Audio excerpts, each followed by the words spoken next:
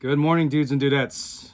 This is episode 6, take 2, customer of the week.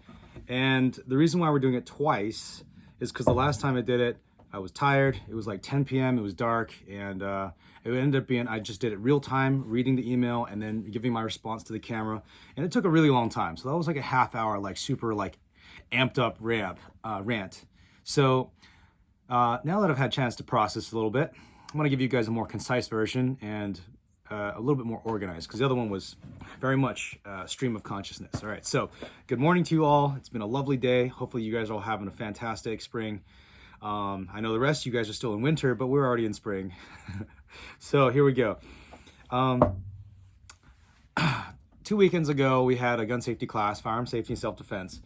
And there was a customer there who came with his wife. His name is Ian. And Ian had come through a referral from one of our good students, and apparently a friend of his. And so he was really motivated to take the class. He had really wanted to take the class several times. He'd postponed it a couple times. So finally he signed up for a class. He came and he left after 20 minutes. So he drove all the way out here. It was kind of a rainy, miserable, soupy morning, but it turned out to be a beautiful day. We had 17 students for a gun safety class out here on the range. And so 9 in the morning, they're there. Students are, trickling in because and they're doing their, they're kind of, I'm giving them a couple of hands-on exercises to take some guns apart and put them back together and just play with some stuff. And then, so this guy, out of the corner of my eye, I see him like doing this. And I'm like, I look at him and I'm like, what's going on? I'm standing pretty much in the same spot on the range. And I look at him and I'm like, what's up? He's like, I'm like, what can I do for you? He's like, can I talk to you? I'm like, yeah, sure. He says, well, come here. I'm like, you come here. I'm supervising them handling firearms. You come here and talk to me. Like, what's the big deal? And then he comes up to me. He says, we're going to go. I'm like, okay. So then he goes, right? Some of the other students are, walking past and they're like, what's up with that guy? Like, he and his wife are there like bitching and moaning at me for like a half an hour, like over by their car, and then they leave. So I'm like, whatever, that was weird. And I focus on the rest of the 15 students. We have a fantastic day. We have a nice long class, lots of information. We shoot some guns. We go home, all right? So I'm like, well, he's going to call me eventually, or he's going to leave a 1-star Yelp review, or he'll send me an email. So he sent me an email, and then I had a chance to read it when things calmed down, when we were done with class, a couple days later. And I wanted to quote you a couple things. So basically, the simple version of the story was, he came here and he was upset that some of the students were not wearing masks, and he was upset that I was not forcing them to wear masks. In 10 or 20 years, or 3 years, maybe we'll come back and watch this video and just think how silly this all was. So yeah, or maybe we'll all be dead of the plague or whatever, so maybe we'll be wearing, spacesuits or something with oxygen tanks. So who knows? But, at this point, we're outdoors, fresh air, and I'm not in the business of telling people what to do. So this is a really foundational concept here. Someone who comes to me and he says, I want you to tell people what to do, but I don't want to tell people what to do. I want to tell you that you need to tell people what to do. This person disqualifies himself from doing our training. Because if you look at the whole point of owning firearms, the whole point of using a gun in self-defense, the entire point of an armed population is to be able to defend against tyranny. What does that mean? What does it mean for tyranny? Can we agree that all governments are instituted by men or women, and all men or women in this case, because these days men and women are equal, bless me, are flawed. All men and women are flawed.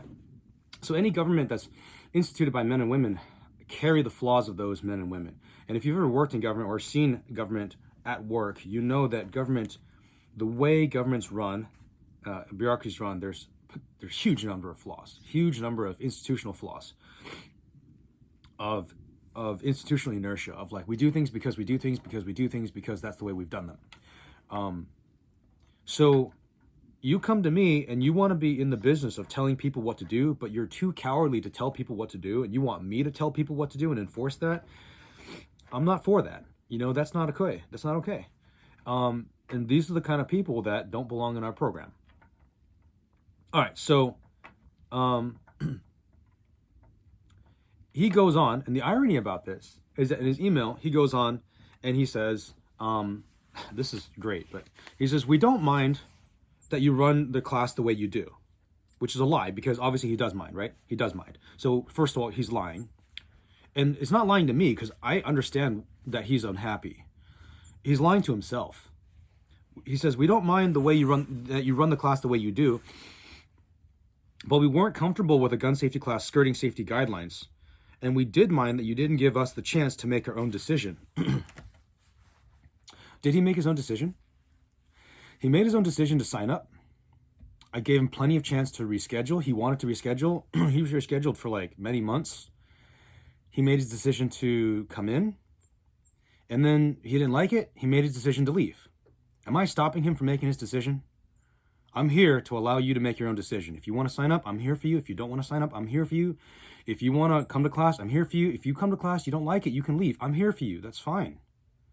In fact, I prefer it if folks like this leave, because if I have a limited amount of energy and I have 17 students, because that's what it takes to pay the bills, to make a class profitable or economically sustainable, to run a business, like any business has to be economically sustainable. And you want to pay me and then you want to go, that's even better, because I get your money and I get to focus on my 15 students who do want to be there. And that's a big deal. The point of these videos, the Customer of the Week videos, is not to tell people to not come. It's to tell the wrong people to not come and tell the right people to come. Because if you watch this video and you're like, gee, this guy's being super unreasonable, and you think I'm an asshole, don't come. It's fine. I can only work with so many people in my life. I can only work with so many people in my whole career. I cannot work with that many people. I can't work with people who don't want to be here. So you wanting to be here means I want to be here with you. This is the contract that we enter into, and this is the relationship of teacher and student. If you don't want to be here, I'm not going to force you. This is not like public school, all right? Also, I'm not like the hotel concierge, at Holiday Inn. I don't have to say yes. I don't have to be nice. It's not my job to be nice. It's my job to give you knowledge and keep you safe. So if I give you knowledge and I keep you safe, but you hate me and you have a miserable time and you're cold and wet and you're hungry or whatever, those other things, cold, wet, miserable, hungry, those are your problem. My problem is keeping you safe and teaching you things, right? And so come here and buy what it is that you like, buy what it is that I'm selling. Knowledge and your safety. Those are things I'm selling. So moving on, he says, we weren't comfortable with a gun safety class skirting safety guidelines. We're outdoors. You could do whatever you want. If you don't want to stand within 6 feet of me, don't stand within 6 feet of me. Until you start handling firearms, I'm going to stand within 6 feet of you and I'm going to fix you if you're being unsafe. You got to deal with that. That is what you signed up for, right? You wanted to learn how to use firearms. So you want to come here and use firearms. All right, so you want to wear a mask. Great, wear a mask. But if I wear a mask and you can't see my facial expressions, you can't tell what's a joke and you can't tell what's real, that's not good communication. If I wear a mask, and this is a primarily one-way communication, particularly in the beginning part of class, and you can't hear what I'm saying because my voice is muffled, particularly we have some students who are English as a second language. We have, a good number of immigrant students, and if they can't quite tell what I'm saying as it is, because I'm using fancy words that they may not understand, like for example, you get a Chinese customer and he already is, this is drinking out of the fire hose because he doesn't know how this country works. He doesn't know how the gun culture works. He doesn't know how gun laws work. And, we get into a topic like mens rea, for example. Mens rea, like if you speak English, you don't even know what the hell mens rea means. Mens rea is guilty mind. It's Latin for guilty mind. It's a legal term that basically says you feel like you've done something wrong and it shows in your body language. All right, so I'm wearing a mask and mens rea, right? It comes out as a mumble. How is that student supposed to understand what it is that I'm sharing with that student, right? So I'm a communicator, and my communications are valuable. That's the whole point why you're here, right? So understand that if I choose to not wear a mask, it's not because I don't want you to be safe. It's because I do want you to be safe. Because what's the difference between me wearing a mask and you don't catch COVID, but then me wearing a mask and then you don't understand what you're learning and then you get yourself arrested? Where's the balance, right? Where's the balance? How is that going to help you? And that really does happen. Folks brand new, they get a gun, they don't know what the hell they're doing. They do something wrong. They waive their Fifth Amendment rights, whatever. They waive their rights to search and seizure. They end up saying the wrong things to the cops. They get themselves arrested for doing like nothing wrong. Because they don't understand this material. They don't understand what their rights are. They don't understand how to protect themselves from bad guys and from the legal system. So you want to come here, you want to learn about gun safety, you want to learn about responsibility. Let's talk about safety.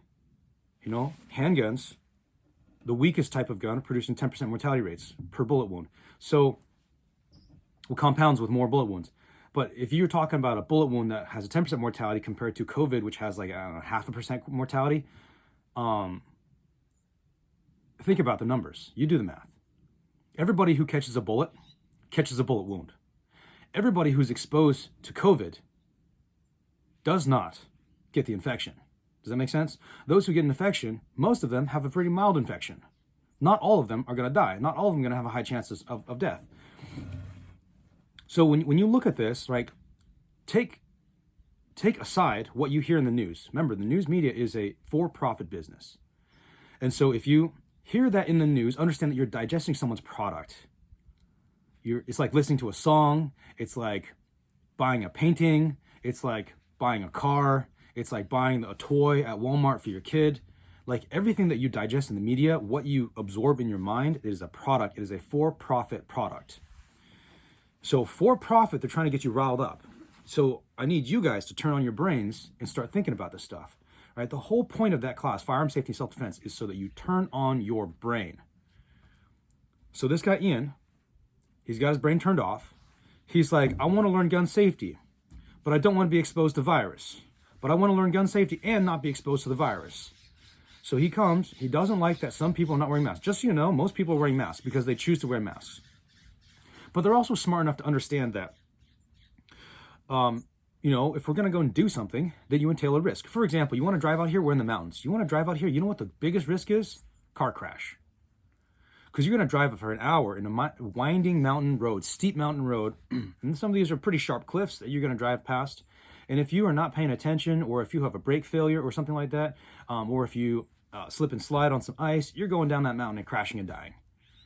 All right, so just to drive out here, you take a risk to your safety, and I'll bet you that risk is significantly higher than COVID. So you want to come out here, you want to take the risk to drive, you want to take the risk to handle guns, but then you're not willing to take the risk that you're going to contract virus. All right, that's fine. You have a personal choice. And here he says, as we move on, he says, we did mind that you didn't give us the chance to make our own decision. You made your own decisions so many times. Later on down the email, he complains that he emailed me with me back and forth, and we didn't tell him that it was going to be a mask optional.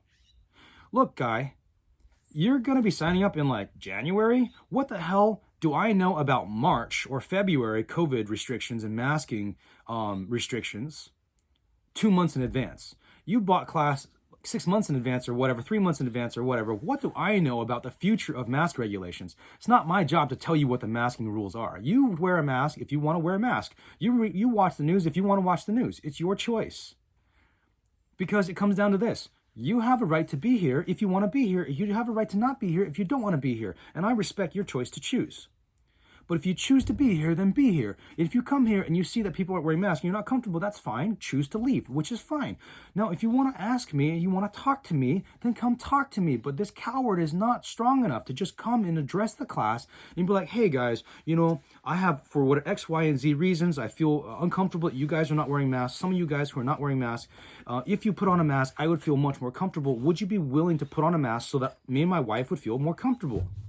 And we could just look at it as a class and take a vote. I'll bet you most of the people in the class would probably be willing to say yes. If the other people in the class, being good people as they are, were like, you know what? Yeah, sure. We'll put on a mask if it makes you feel more comfortable. Maybe you got a legitimate reason to be scared for, being a carrier. And, if the class would say that, okay, fine. I'll put on a mask too. It's not a big deal. I'll do it. But the reason why you're unhappy is because you thought that I didn't give you a choice, but I gave you plenty of choice. I gave you opportunity to come up here and talk to me. You You can just, this is not like in school, guys. You don't have to raise your hand and ask to be addressed before you can address the class. Like, you can just say what's on your mind. If you're not bold enough to say what's on your mind, then why the hell are you learning how to shoot people? It boggles my mind, right? All right, so and he says later down the email, he says, I think you owe it to the people around you, especially your customers, to allow them to make their own choices. Make your own fucking choice.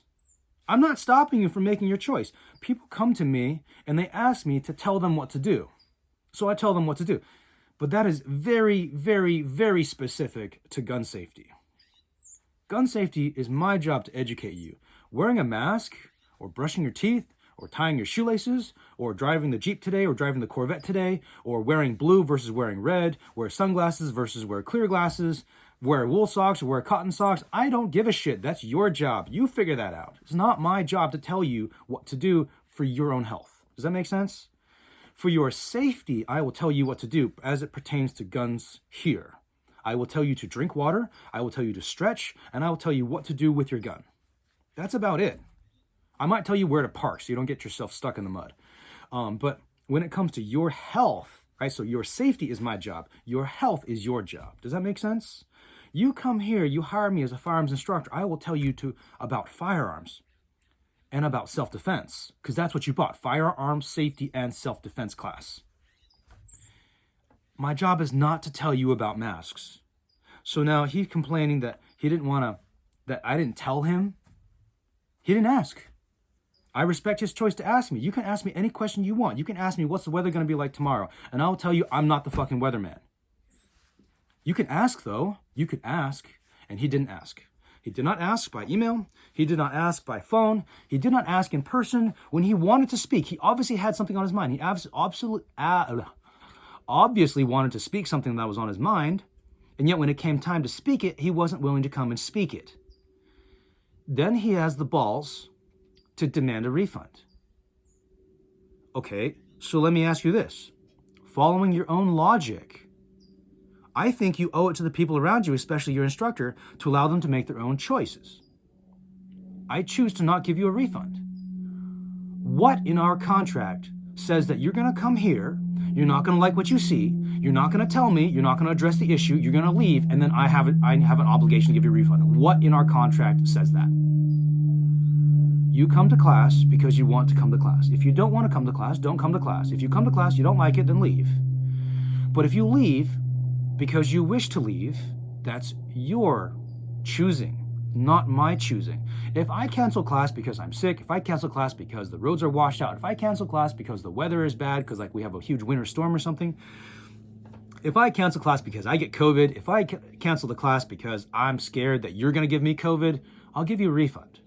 If I cancel class because we have low enrollments, we have only 1 or 2 students, that's my job to give you then a refund, or at least offer the refund. You can choose to turn down the refund and just use it as a credit. But if it's my choosing to cancel your class, I will offer you a refund. If you're choosing to leave the class, you do not get a refund. And I think the rest of you guys will look at this and say, that's very reasonable. Different from Walmart, different from Costco, different from, Amazon, different from hotels.com. It's not my job to make you happy. And in fact, anytime that we enter in that relationship that now you think it's my job to make you happy, you have already failed. And I'm not going to go there, because this is a boundary that we need to set. My job is to teach you about safety and firearms and self-defense. Your job is to make you happy. Do what you need to do to make you happy. If you want to leave, that's fine. If you want to request a refund, you have a right to request it. It's my right to turn you down. All right.